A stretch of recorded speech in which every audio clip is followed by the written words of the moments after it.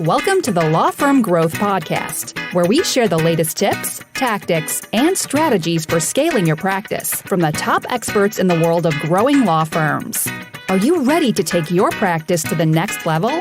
Let's get started.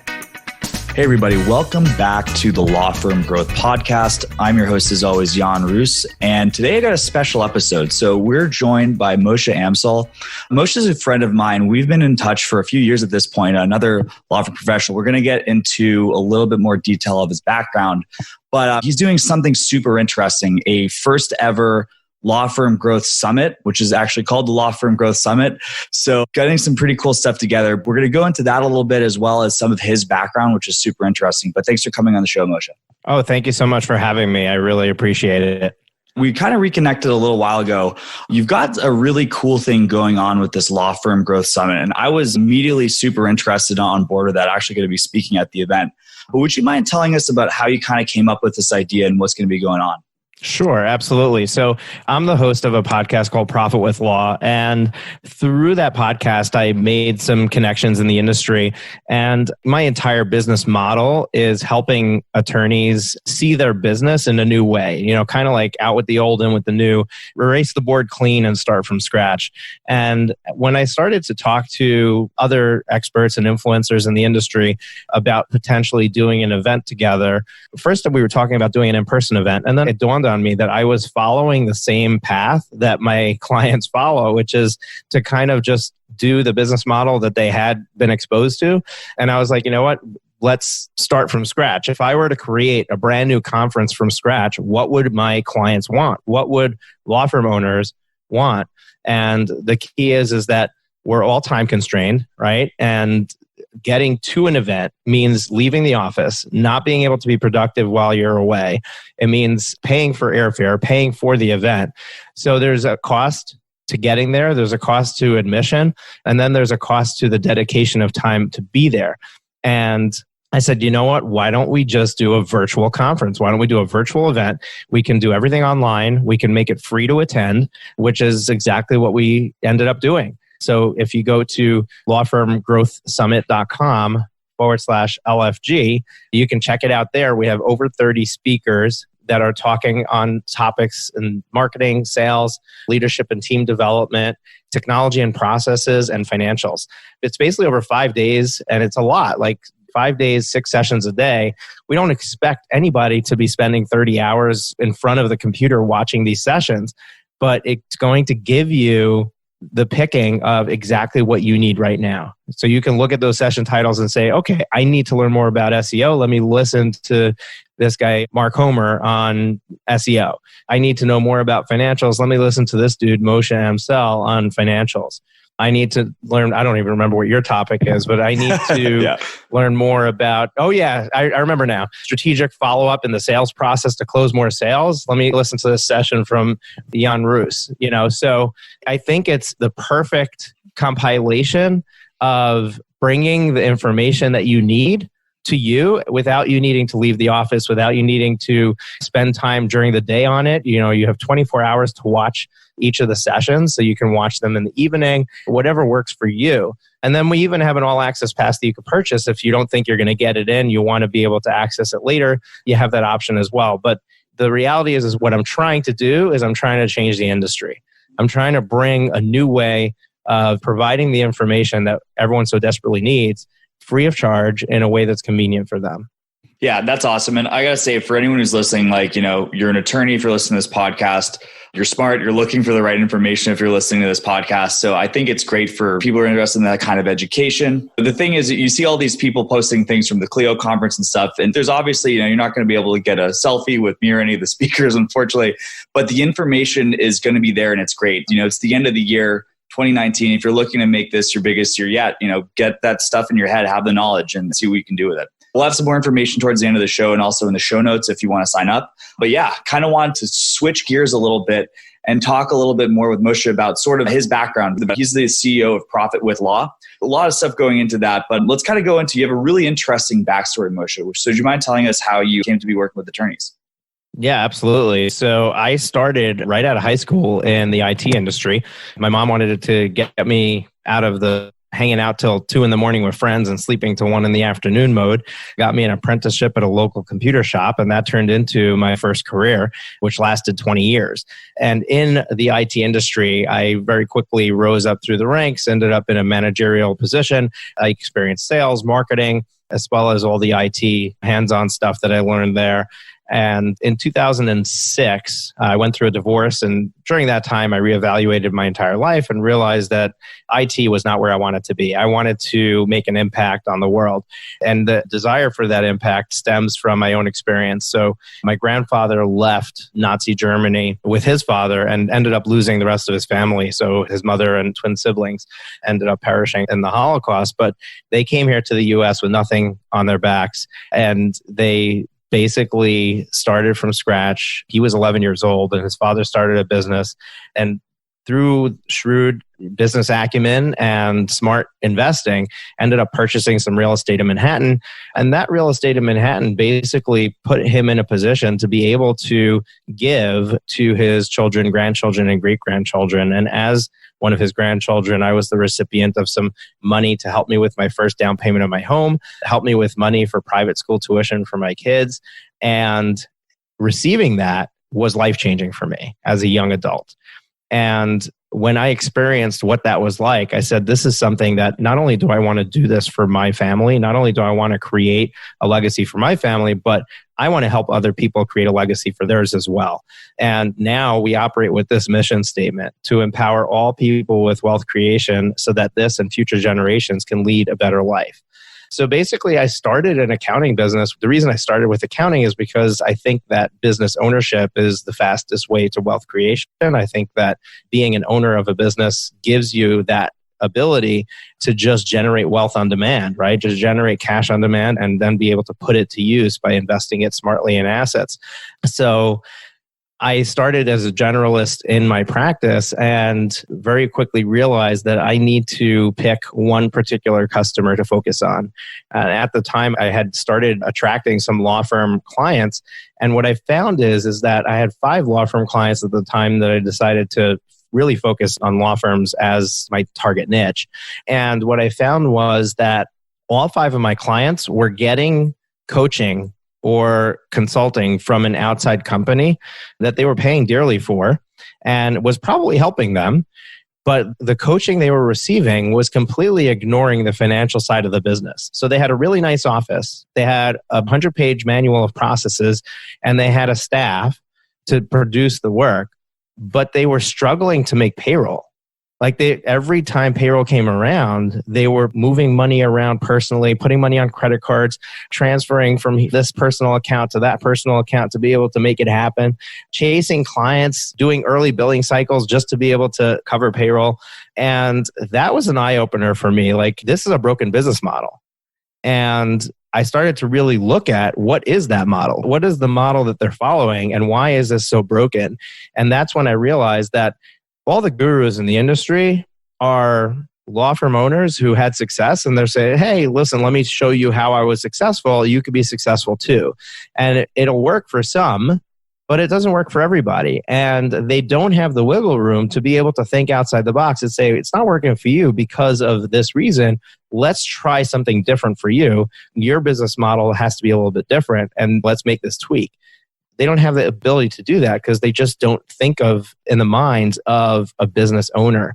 And I think that that's really what's lacking in the legal industry is just the deep understanding of how a business operates and being able to go back to the drawing board and say, okay, let me look at the model that we're following and let me start from scratch and let me see, is this a viable model for us to follow and actually be profitable? Yeah, that's kind of interesting. A lot of people that have the motivation to go ahead and go into a coaching program, a lot of the times it's like they have the level of personal responsibility where it's like, hey, I've got these tools, I've got this help coming from a coach. And if things aren't working, you're never going to consider that the road that you're on might be wrong.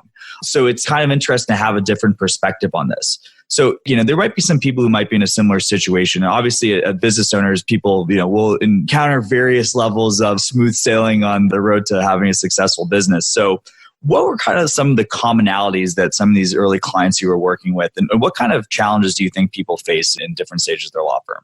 Well, I think that there's a number of them throughout the process. So we mentioned at the beginning of this episode that we're going to be hosting the summit, and I went through these 5 tracks that we're covering. And really, it starts there. There's 5 areas of the business that all need to kind of operate in concert with each other to create this beautiful melody. And if one of the instruments is out of tune, it's going to sound atrocious no matter how good the other instruments are, right? And I don't know, I just came up with that analogy now. I'm not a musician, but every business is different. You need to understand what is moving the needle for you and therefore be able to figure out what's broken. So for example, one person might be closing every sale that comes through the door, but they're getting 1 lead a month. So they can only close 1 sale, right? So their problem is they don't have enough leads. Their problem is not a sales problem. It's a marketing, or lead generation problem. Another law firm might have the phone ringing off the hook and they're closing all their sales, but they can't deliver the product because they have way too much work and they can't hire anybody because there's not enough money to do so. Well, they're not charging enough for what they're doing, which is why they're closing all the sales, right? So they have to look at their pricing model and figure out how to fix that in order to move the needle on the rest of it. So they'll continue to get those leads and they'll continue to close those sales. But if they fix their pricing, now they can afford to hire the help that they need to produce the work and get it done. Another firm might be closing the business, getting the leads, closing the business, producing the work, but they are still struggling financially. And when we look at their pricing is still right. So what's the problem there? Well, they have an accounts receivable that they're not able to collect. So their clients are getting billed, but they're not necessarily paying the bill. And that's another area where we need to go back and look at how they're structured, right? How are they getting into this position where people owe them money? And what I find is the most common thing there is attorneys or law firm owners tend to they're afraid of the money conversation with the client, and therefore they let it go, right? They just let it fester until it becomes this untenable problem and nobody's ever talked about it. You have retainers for a reason. If you're doing hourly billing, most likely you're doing a retainer. And by the way, I have my opinions about hourly billing. I don't think that it's the right model for law firm owners. But assuming you're doing hourly billing, you also have a retainer. And it's all great when the client signs the retainer the first time. But what happens when they need to replenish that retainer? Are you on top of those retainer replenishments? And are you actually stopping service for the client when they don't replenish their retainer, even though there's funds left in the retainer still because they're below their threshold? If you're not willing to stick to your guns, they're not going to honor their commitment, their side of the bargain. I'll give you an example. So I have a rental property and I have renters in it. And the very first month that they paid their rent, they paid it late. It wasn't that late. It was 1 day late. And I called them up and I said, look, you have a 10-day window in the contract. That's a grace period. I said, but your rent is due on the day that it's due. That grace period is there to give you a little bit of protection for timing issues and whatnot. I said, if you're going to be late consistently, then you are going to lose the opportunity to rent from us. You need to be on time. And because I had that conversation the very first time, they're in that house for 3.5 years and they have not been late again. So there's so many of these examples in these areas where if you knew where to focus and you knew what was broken, you'd actually be able to fix it. The challenge is understanding what that is and recognizing that if I'm working with a coach who's going to bring me more leads, but that's not my problem, then it's not really going to get resolved. Yeah, that's true. And actually super good example too. I feel like there's a lot of kind of implicit mindset issues that are related to money. And it's interesting because you've come from this perspective of entering these, for the most part, your initial clients that were coming into you for accounting. And that's a different conversation, which we'll get to. But yeah, a lot of the stuff, having the ability to ask for money kind of goes into a self-confidence thing and that kind of thing. To kind of go back a little bit into the background. So you're a profit first professional. Do you mind telling us a little bit more about what that's about and why it's something that's going to be important for a small law firm owner? Sure. So a Profit First professional just means that I can help somebody with the Profit First system. Profit First is a book by Mike Michalowicz that has kind of taken the small business world by storm. It's really, really successful. A lot of people have heard about it. There's a lot of misinformation about it too, which tends to happen with stuff like that. But what it is basically a cash flow management system. And Mike, in the beginning of the book, he talks about how he was a very successful, by anybody's standards, a very successful business owner. And he sold his first business and he made $10 million from that sale and turned around and invested $1 million in 10 different companies and very quickly blew through that money and was broke by the end of it, to the point where he thought his family was going to lose the house and stuff like that. And that's when he realized what he was doing wrong and he created the system. But essentially, the idea is that we think of business as revenue minus expenses equals profit. And the problem is that the revenue comes in and we use, most of us business owners use what we call bank balance accounting. Bank balance accounting is something that Mike made up. So bank balance accounting is basically where you wake up in the morning, you check your bank balance, and then you make all your decisions that day based on what you saw. So if the bank balance is really low, you're going to spend the day chasing after clients trying to get more money in, because you realize that, you've got a problem on your hands. If you wake up in the morning and the bank balance is high, you're more likely to spend things on stuff that you might not need in the office or seems like a necessity, but really isn't. Like, you might purchase a new printer or a new computer or a new laptop for somebody. You might look to hire somebody new based on these short-term signals that the bank account is showing. But what it's not showing you is the expenses that you haven't incurred yet. And it's not showing you how long it's going to be until you have more cash come in. So the actual point in time snapshot of the bank balance that you have is really no information at all to let you know how you're doing as a business. And then people get in trouble with tax. Like, you need to pay your taxes throughout the year. Most business owners don't. And when it comes to the end of the year, suddenly, if you made money, you've got a $20, $30, $40, $50,000 tax bill, and you can't come up with it.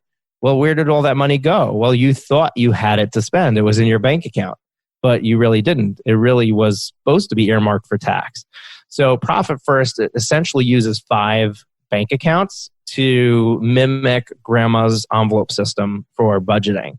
And essentially what you're doing is you're taking your profit first. You have a profit account where you're squirreling away the profit that you intentionally plan to make. You're also putting away your tax money, and you're putting away your owner's compensation for working in the firm. And then you're putting away your operating expenses. So you're splitting it up based on this intentional percentage allocation of where you wanted that money to go. And that is going to prevent you from overspending, because Parkinson's law, not the disease, dictates that given a finite asset, your needs for that asset are going to expand to the size of the asset. So it's commonly used for time. So if you have 4 hours to complete a project, you'll complete it in 4 hours. If you're given the same exact project and given 3 hours to complete it, you'll complete it in 3 hours. So why were you able to complete it in 3 hours when you had 4 hours to do it the other time and it took you 4 hours? The answer is Parkinson's law. It's basically, we're going to use that resource if it's given to us. So if you have money in the bank account, you're going to spend it. So basically what we're doing with the system is we're limiting how much is in the operating expenses account, which is where your spending is coming from, to a smaller percentage of the total revenue that you have. Everything else has gotten a name now. And that operating expenses is going to drive, you'll still do your bank balance accounting. You'll still look at the operating expenses to make your decisions, but it's going to be a smaller amount because you've already taken off the other things that have a tendency to mislead you and then disappear. Gotcha. Now, do you think there's something about the practice of law and how people start it that makes an attorney more or less prone to this than, your general small business owner? Yeah, so it's a good question. And I think honestly, you mentioned mindset earlier around money. I think it's more in the mind than anything else. So many law firm owners walk around thinking, I was not taught business in law school, and therefore I don't know how to run a business. And let me tell you this, 90% or more of the entrepreneurs out there did not go to entrepreneurial school. They did not go to business school either. There are MBAs and stuff like that. I have an MBA. So there are people who are business educated who go into business, But most people who start a business, they start it because they have a drive, they have a passion, they have something that's driving them to do it, or they just want to be their own boss. And then they figure it out along the way. And I think that law firm owners in particular, and it's hard to generalize because there's a lot of people who are probably listening to this that are not in this position. But what I've gathered from my conversations with law firm owners is that many of them are hiding behind this thing of, oh, I don't know how to run a business and I haven't been educated to run a business, to be their excuse for why they're not doing the things they need to do. And I think that if you can overcome that and you can recognize that your lack of education is not what's going to make or break your business, and you just need to figure out what you need to do and take the action and do it, you're much more likely to succeed at a much more rapid pace. Yeah, that makes sense. And as far as kind of these different domains, so it's kind of tough because, obviously from the situation where people are bringing you in as a consultant, they're asking for a bird's eye view, or the situation where, hey, I'm starting to get letters from the IRS, or I'm getting maxed out notifications on my credit card or something like that. That's obviously kind of like the equivalent of smoke coming out from under your hood with the car that is your business. What else was usually a trigger that would cause somebody to want to start really taking a look at whether something is worth taking a step aside and taking a look at your law practice as a whole? Honestly, I think that it's not the lack of cash or, it's not those situations that the smoke under the hood that you've described. I think that people get to a point where they have so much frustration built up that they're resenting their life, they're resenting their firm, and they've gotten to the point where they're like, this shouldn't be so hard and there's got to be a way to fix it. And that's when they start to look for solutions. So I think it's a combination of what your time allocation and resources are, what your level of stress from the firm is, because you have clients who are getting, here's what happens. What happens is that you're working to the bone. You're spending every minute that you have in the firm. Your family life is hurting because of it. And at the same time, your clients are not happy because you're not producing the work fast enough or on their timetable, and they're getting frustrated and they're putting pressure on you. And now you're blaming your clients for your problems, which further agitates the problem, when the reality is that they're not wrong. And you have just positioned yourself in a way where you're overworked, underpaid, and not able to deliver in a timely fashion what it is that you need to do. When all of that comes together, almost like a really bad country song, that's when the firm owner typically is going to look for help.